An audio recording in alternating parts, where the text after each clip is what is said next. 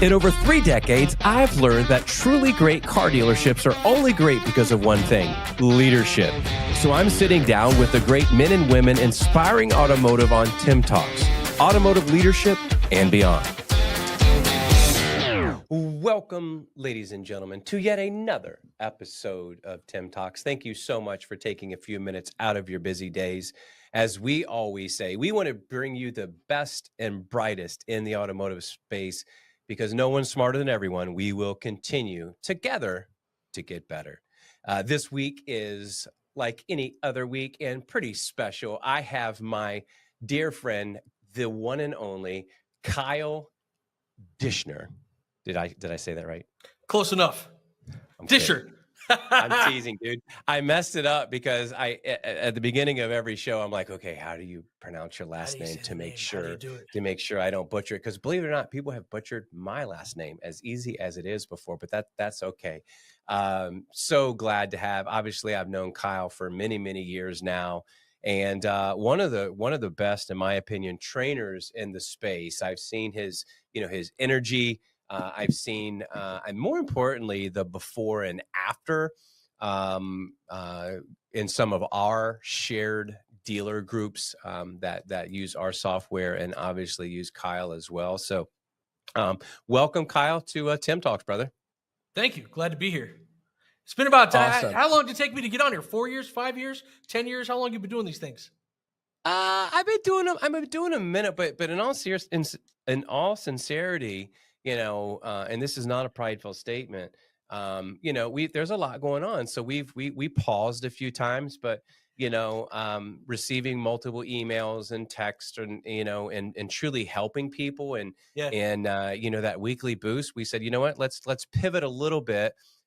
So the leadership and beyond has been going on 9-10 months now, almost a year, to where we're really focused, as you already know, and why you're here, on the successful deal. Success leaves clues, right? And if we can provide in a short commute to work, one idea that helps someone, sell more cars, make more money, take care of a customer, then that's what we're going to do. So yeah, this new branded Leadership and Beyond, almost a year, but all in all, we started in 2020. In March of 2020 was the first episode of TimTalks, when the world was going to shut down. And believe it or not, I mean, you brought it up. So just to remind people, the very first one, we had Sarah Fisher from Don Franklin, and the world was shut down. And we had literally, and this doesn't happen. If you're in the podcast world, obviously this is recorded. Very seldom are things live, but we had, I think it was well over 400, high 300s, low 400 people live at that first Tim Talk, because people were trying to figure out how Sarah helped her dealer group stay live. And we were using QR codes and embedded text enabled, their landlines so they can communicate. And it was crazy. But yeah, that has brought us altogether about 5 years.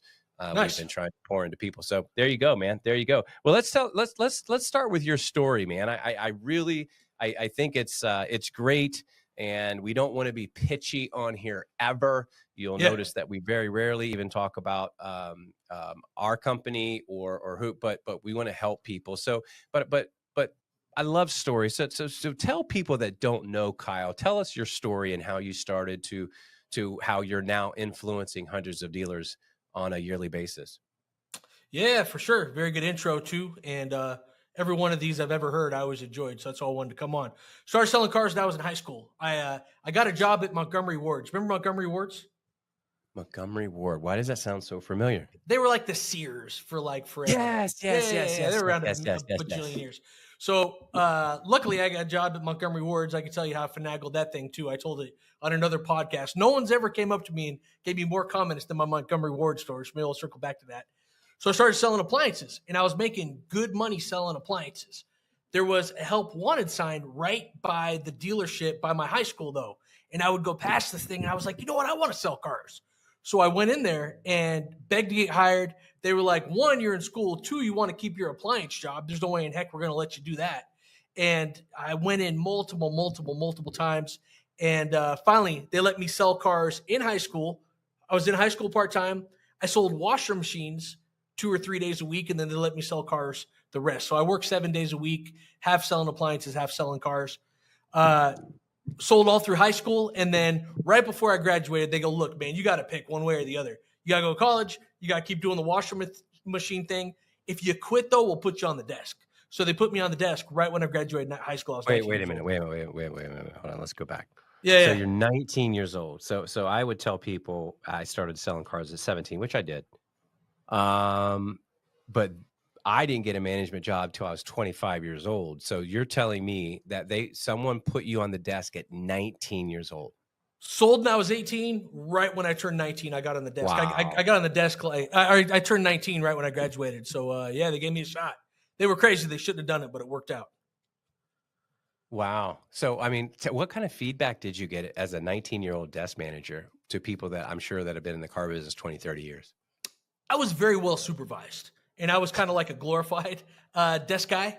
And believe it or not, they let me do finance too. She let me. They were grooming me, so I would desk the deal, then they let me spin the deal too. It was mostly subprime where I was at, so that made it a little less weird. But some of the guys didn't like it. You got these 40, 50, 60-year-olds that I was working with, and we had 2 desk guys in GSM, and I was one of them. So. Yeah, that's incredible. That's incredible. So transition, tell us your story to now. RevDojo, obviously logos. Yeah. So kind of how are you impacting and helping dealers? I know you do a lot of secret shopping and and that's a big thing. I mean, I think that, as far as process, a lot of people, including myself, when I was back in the desk, you think your people are doing a good job until you actually inspect it or actually call them on the phone or you actually send an email. So talk about how you created, or at least the mindset of RevDojo and where that came from. And let's start there. And then we'll start unpacking what really stands out to some of the best run dealerships in the country. Yeah, for sure. So we've had RevDojo for 10 years. I do it in air quotes because we started out, we were called Webinar Inc., which, when you're trying to figure out a company name, my goal was just to do webinars. Like, that's all I wanted to do. I was the training manager for Edmunds.com. And it was, you got to think back a decade ago, we started doing these webinars and we would get 200-300 dealers. They weren't there to see me. They were to see whoever the Edmunds guy was. And then we got a little following over there, but I would do webinars every single week. And some of the executive management from Edmunds left. And I was like, you know what? This webinar thing is good. I just want to train via webinar. And our original business model was just webinars. And then I'll pivot to the mystery shop thing because it's connected. Dealers were like, hey, we like the webinars and all the stuff, but could you do a mystery shop and just let us know if any of the stuff is sticking? So we started doing mystery shops. And then they said, hey, can we record the stuff and watch it later? So that's when we built our own portal. So we have a portal, does mystery shops, webinars, and mystery shops, or webinars. I know this isn't supposed to be pluggy, but because we do recorded training, webinars, and mystery shops in that one portal, we just have a lot of data. And right now we mystery shop probably about 5,000 to 7,000 dealers a month. Wow. And we just have a couple data, hundred. so. Crazy. Yeah. So you mystery shop 5,000 to 7,000 dealers on a monthly basis. What are the when you do that? And again, I just left a big dealer group that is incredible. We're going to announce our partnership here in a month or two, but they're the best at what they do with a particular OEM that they have. They're the largest in the world. And I was blown away in fact, I sat down with their top, their normal and then their top BDC agent. And I was just blown away. I was just absolutely blown away. Every single time process. And it's all about most dealers don't have a lead problem. You have a lead process problem, Yeah. And so what are some things that you're seeing that a dealer could, really focus in on? They look at their leads, they look at how they're, what money they're spending, so on and so forth. What are some trends that you're seeing? I mean, 5,000 or 6,000 dealers on a monthly basis, you do have a lot of data. So what stands out to you? Yeah, so most people aren't aggressive enough day one. Most people still aren't taking advantage of video. And most people, especially on inbound call shops and when they're going back and forth with a customer, don't utilize their DR tool the right way. So get more aggressive, send videos, and utilize your DR tool the right way, and you would see an immediate spike. And I'm happy to go into all that stuff. No, I'm listening. I know Yeah. there's a lot of great software out there. I think that, you know, most people, in fact, and I won't mention any names, but I'm looking right now for a car for my wife. Okay. And very, very nice guy. And it's a particular car. She has this particular kind of car now. She loves this car. I want to make my wife happy. I have reached out the first time I reached out to the dealership, but they're the only ones that have these type of cars. So I Yeah. reached out to the dealership and nobody called me back. And so I ended up, and this dealership happened to be one of our dealerships that use one of our products. So I called my rep, and then that rep called the CMO and say, "Hey, who's the manager here? Can I just reach out?" So I reached out again, had a great conversation, very, very nice human being. But then they were supposed to check on something for me, and 2 days passed. Yeah. Nah, it's 3 days. typical. We see it all the 3 time. days passed. And it's not like, "Oh, I'm Tim," but Yeah. I knew who I mean, Yeah. I mean, nothing. So, and every single time I've wanted information, I've waited, and I've just sent a text and I've reached out. It is freaking mind blowing. And then and I'm not saying everybody. There's some incredible humans, but Sure. how do you when you bring this data on things that they're not doing, how do you I don't want to say sell it to leadership, but do you just, hey, push play, this is how we do it? How do you get people bought in to saying enough's enough, right? Let's change the way we're handling these phone calls, these emails, these texts, these leads. So take us through that on, you know, a store that's not performing well at all to a store that's performing very, very well after you've obviously mystery shop and then train. What are those keys that we can take away with us and put in our dealership today? Yeah, no, it's something kind of unique just based on our mutual backgrounds. Is I always like to say, and I've seen you train and do stuff too. I would never tell somebody to do something in a classroom that I won't do myself in real life. So, 100%. you know, there's mystery shop companies out there that not even no names or anything. They'll call the dealer and it's you suck, you suck, you suck. I've never sold a car, but if I did, here's what I would. And it just they get the dealer excited, and then the rest of the sales staff just checks out, right? So when someone uses our mystery shop and our training, I go extra crazy when I'm working leads. Like I'll give you an example. I could, you know, I'll send you some videos if you want to link to this. But like recently, right? If I'm in front of a crowd and a fresh internet lead comes in, I could have 50, 100 people in front of me. I call the customer. If they don't answer, I get crazy and I do what? Call them again. And then I turn to the dealer and I say, hey, can I call this customer again? Call them again. I'll call the same customer a few different times in a row. And when the customers answer, they're never upset. And the reason why I act like a crazy person and call 3 times in a row is because 1, they answer the phone a lot more and we set an appointment. 2, most dealerships don't even call 3 times in a day. Some don't call 3 times in a week.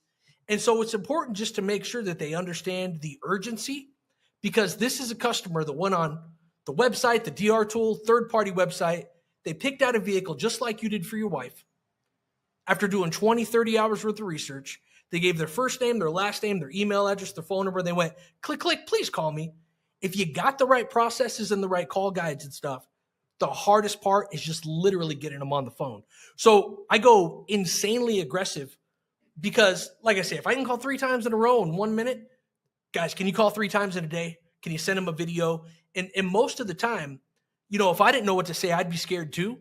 If you just give somebody the right call guide and processes and you're like, here's a way that works, the people ramp it up and they just start following the process. So practice what you preach. Just give the data. Nobody likes to be told their baby's ugly. I'm as positive as possible with the mystery shops, and we just see slow growth. Is there any? Let me back up a little bit. So, other than the mystery shops, you've got your toe in the water in a few other things. So Yeah. what are? Let me back up a little bit.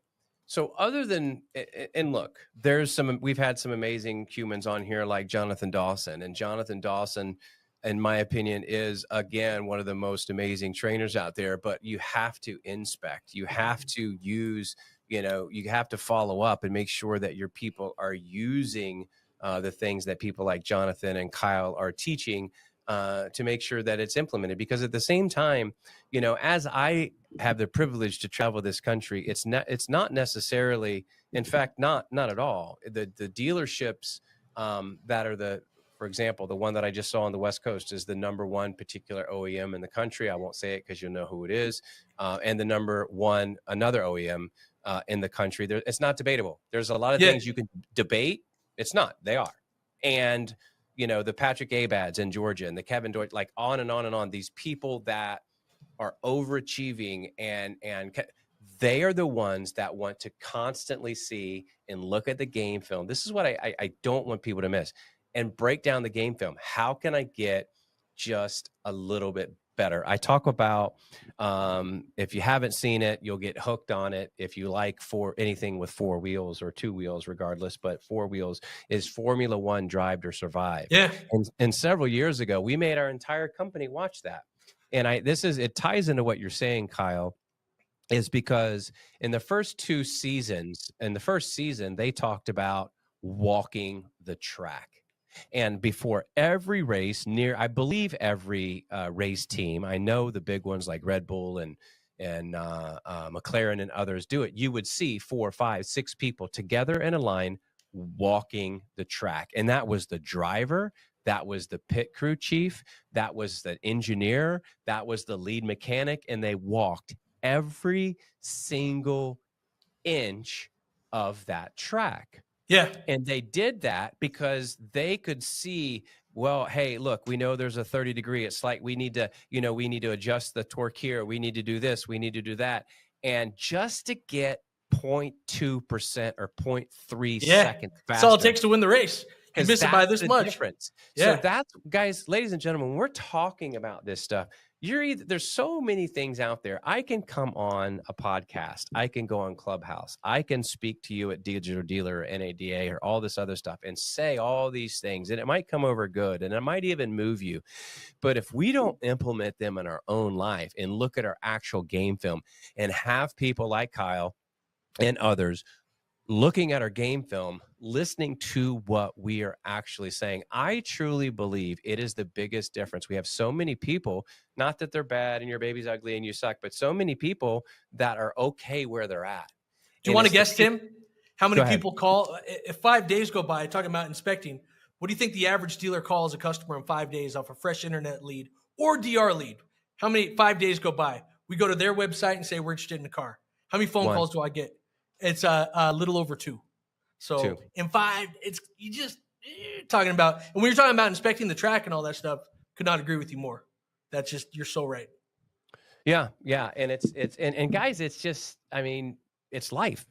It's not only in your businesses. We talk about life in here and we talk about leadership, but it's life in general. Where did I mess up today? We talk about clear eyes. We talk about, how do I get better today than I was yesterday? So just want to encourage you to look at that and try to inspect. How are you handling the leads? How long does it take you to get back? It's funny. We've had Lynn Hudson on TimTalks, and Lynn is the marketing director at one of the marketing directors, at the Morgan Auto Group. And she was asked, and she was reluctant in doing it. And then she's like, okay, I will. But Tom Moore asked her to jump into the DR sessions in the chat, obviously with our tool, while the customer was in the session. And I know this is something that you teach as well.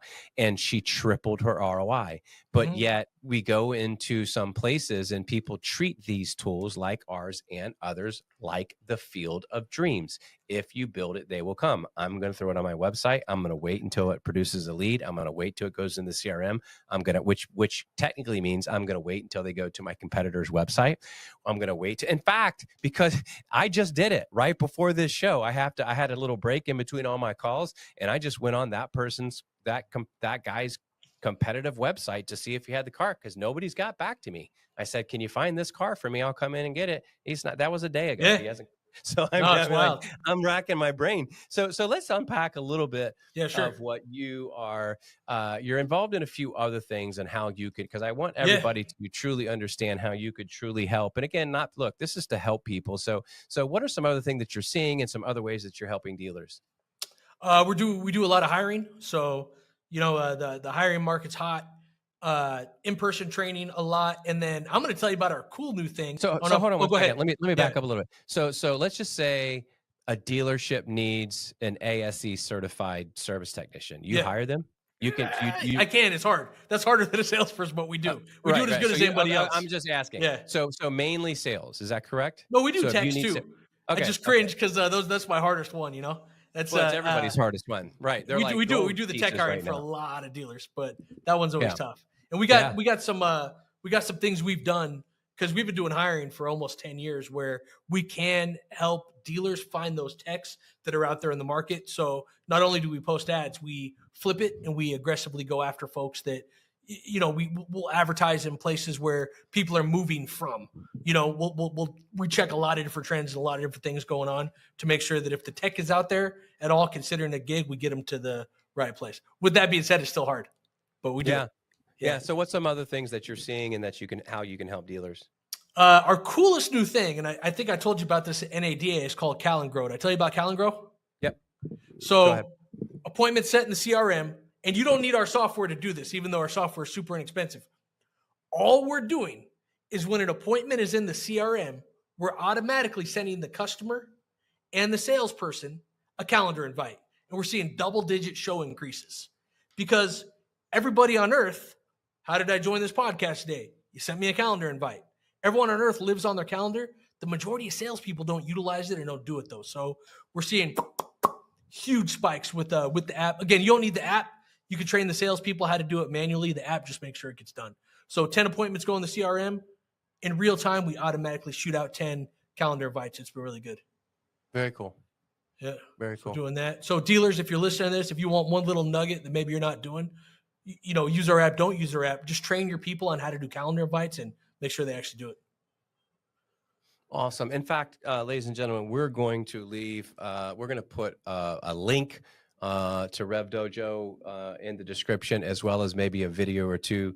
Robbie, you can help us out with that to help our dealers get some more information. So what are you seeing you're in a bunch of dealerships. What are you seeing that's happening right now? We talk about the market. We talk about obviously 2020 to 20 beginning of 23. I mean, it was incredible. Yeah. Are you having to go back to the basics? Like we have to, we had to sell cars, for a very long time. And then it got easy. So what are you seeing in stores across the country? Is there anything that's standing out to you that people need help with, or what are your thoughts there? Still good. It's still better than it definitely was. And some of the other times it's slowing down quite a bit. People are, still kind of in that order taker phase a little bit. We got to get them back to being sales people. I mean, you could just run and grab keys and make $100,000 a year during the COVID times. We all thought the world was going to end, and then it was the exact opposite. Right. People are kind of struggling again, and it's good for our business, to be quite frank, because they're asking for training, they're asking for mystery shops, they're asking for, fresh talent. The stores that just have always stuck to the process, though, whatever their process is, are still doing great. The stores that are just kind of trying to, hey, let me tell you about 2023. We were the number one. 2023's gone. 2023's gone. You got to kind of get back out there and do the things it takes to sell cars again. And that may mean restaffing. That may mean retraining. But, COVID's gone. Hopefully it never comes back. Other than the economic pluses, we can all probably agree it wasn't very fun. So, you just got to get back out there and get it again. That's why when we mystery shop and we say, hey, we want to buy a car, or we get 2 phone calls in 5 days and no video, that's the type of stuff that's still out there, and it's not that hard to outrun your competition. Your competition's still sleeping, trust me. If you don't believe me, I can show you 100,000 mystery shops to prove it. Yeah. Now, how do you keep that data? Like, what do you do for the dealer? Let's just say you do, and I'm just throwing this out there. The average store that, let's just say, does 150 to 200 cars a month. How many mystery shops will you do for that store? Then I'm curious, how do you break that down? And then how do you report that back to the dealer? Obviously you record them, I would assume, and then you coach to that. Is that correct? Yeah, we don't want to blow the people up. I mean, I'm very sensitive to the fact that, we don't want to waste anybody's time. Contrary to a guy that does, thousands of mystery shops a month. I don't like wasting people's time. I wouldn't do it if I didn't see a value. We just mystery shop one time a week, believe it or not. And we make a sales meeting about it. And it's just, hey guys, we got our mystery shop. I'm going to play it live for everybody. If it's good, let's clap. If it's not, let's give the person some things they could have done better. And if you base a sales meeting around that mystery shop, that's where you see the biggest spike. Everybody in the dealership should review that shop so you just get better. That's amazing. I used to say this, if my mom or dad or grandma came into the store, right? How many of your salespeople would you trust to give them to? I want you to think about that. Let's marinate on it. Like your closest friend, your pastor, your rabbi, whatever, like comes into the store and you're behind the desk and you can't get to them, but you want them taken care of. How many are you? I've been in stores where it doesn't matter. All of them are going to, I literally have been in those stores that it doesn't matter. Pick out, then they've got 30 salespeople. Any one of them, they're going to get an amazing experience. I've also been into some stores, and I've been involved in some stores, unfortunately, when I first got there, that you're like, I've got like 2 people out of the 15 that I would actually put my loved one with. But at the same time, we do that every single day. And it's amazing, when ladies and gentlemen, look, success, and it may seem like we're beating a dead horse here, but success leaves clues. This isn't rocket science. When we put down a process and we're acting like our, the president of the United States or whoever is on the other line, and we need to do everything the right way. When we get to that consistency and making sure that we're doing the right things, and then not get upset or offended when we mess up, look at it as a learning. This is a craft. A lot of people don't think answering the phone or an email, this being a car sale, I don't think there's another more rewarding business in the world. You don't have to have, a Harvard degree to make a ton of money, to make more than a heart doctor, to make more than a, whatever in this business. And if we take it serious and we pour into our people, it's amazing that we'll spend all this tens and tens of thousands of dollars, some hundreds of thousands of dollars in marketing, but we don't train our people. You want me to blow your mind? Yeah, please do. We can edit this out if you don't like it. If you hear a weird edit here, I did not get permission from Tim before I did this. Give me a city in the United States. Dallas. Dallas. Give me a brand. We'll edit it out later. We'll edit it out later? Yeah. We'll just edit this part. Dallas, and then give me Chevrolet. an OEM. Chevrolet. I'm going to do a mystery shop. If the salesperson, if the person sets an appointment, I'll send them $500. $500. If you can split it with me if you want. This was totally impromptu. Let's rock. And I'm going to try and be an absolute friggin' laydown. They set an appointment, 500 doll hairs. Can you guys hear that? Yeah, we can hear. This call may be recorded for quality assurance. That's good. Guess we got permission to record this. $500 for an appointment. For service, press 1. For sales, press 2. Hey, I was on the website about a week or so ago, and I thought I saw a 2018 black RAV4, and I don't see it anymore. I just want to see if you have it, please. A black 18 RAV4. Okay, give me 1 second. Yeah. You see how long ago you saw it online? It's about a week ago. I wrote it down, and then I wrote the number down, but I didn't call fast enough. Those things sell so friggin' fast. Yeah, and you said it was a black one, right? Yeah, it was black. Black RAV4, 2018, I think. What's she selling? She's selling a what? Car. What should she be selling? An appointment. We'll talk about it after this. Yep. Imagine if you played this. So I do have a 2022 black one. Oh, okay, sweet. Awesome. I could get on the website and check that one out. Is it on the website now? Okay. It is, but let me see. It doesn't have any pictures. Okay, I'm about to send you my business card. Perfect. And I'll go outside and send you some pictures. All right. Now, you know what? I click on it. Okay, at first it didn't show up any pictures. Mm-hmm. You have to, and then when you click on it, you'll see. Okay. Yeah, send it over. I'll take a check. I'll check it out. Okay, and then I'm still gonna send you pictures from my phone. Great, thank you. What is your name? Oh, sorry, Kyle. Okay, Kyle. My name is Belinda. I just sent you my business card. Thank you so much. I appreciate it. You're welcome. Bye-bye. Thank you. So, nice lady. Got the phone number. The goal ain't the phone number. What's the goal, Tim? the freaking appointment. Now, let me ask you this, because I know we're both chomping at the bit here. What am I driving now? What's my email address? So That's right. Does anybody lay in bed at night and think someday I'm going to get a 7-year-old RAV4? Why am I calling on a 7-year-old RAV4? What's the reason why? Because you need a car. 2018 RAV4, that is a great choice. Let me do this. Let me check on that RAV4 for you. It won't take me long at all. And while I'm checking on that RAV4, I could also check on other stuff that's like it too. You're looking for just a RAV4 or something nice in that price range. 99% of the population. Oh, something nice in that price range. Awesome. Hey, what are you driving now? Oh, cool. We love those. What are you going to do with that? You're thinking about selling it. You don't set the appointment at the end. You set the appointment at the beginning. If you just expand the inventory this much and you engage the trade, you're going to have an appointment almost every single time. And I don't want to sound like a bully. I could have 200 people in front of me. If I'm teaching inbound calls, I say, hey, let's interrupt the class when the phone rings, because I know all I got to do is read the call guide and I'm going to have an appointment 90+% of the time. And Tim, I know you got great call guides. I've seen your stuff.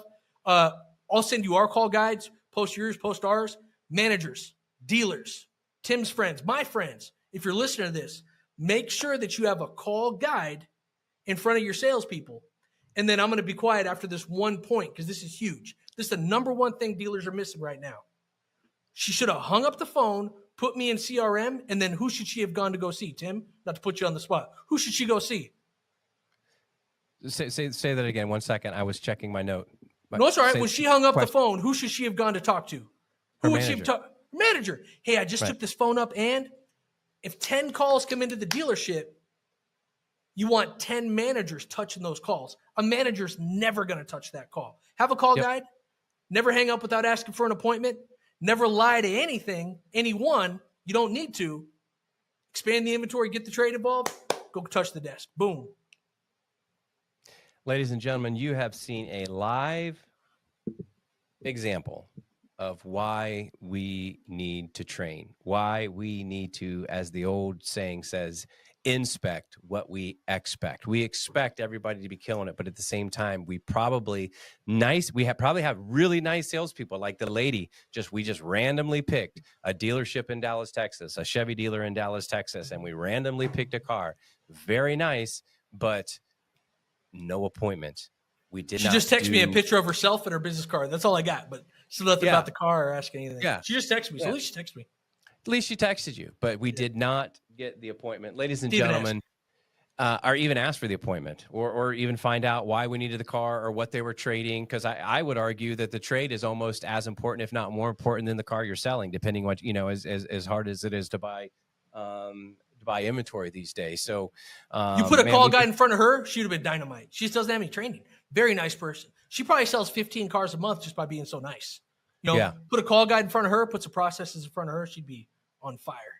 You mentioned, and we're going to put it down in so you can have it, and you give a lot of things away for free. That's what I love about you, Kyle, is because, look, we're just here to help. I mean, look, if you can listen to a 30-minute podcast, you can sell an extra 2, 3, 4, 5 cars a month, 10 cars, we win, right? That's what we're trying to do. Whether you use us, our company, or Kyle's, or whoever's, you've got some links that are pretty impressive. You've got some QR codes. You've got some incredible things for dealers that are free. Let me say that again, free. Tons. And we're going to put them in the comments. We're going to make sure that Rob gets those, and we put those.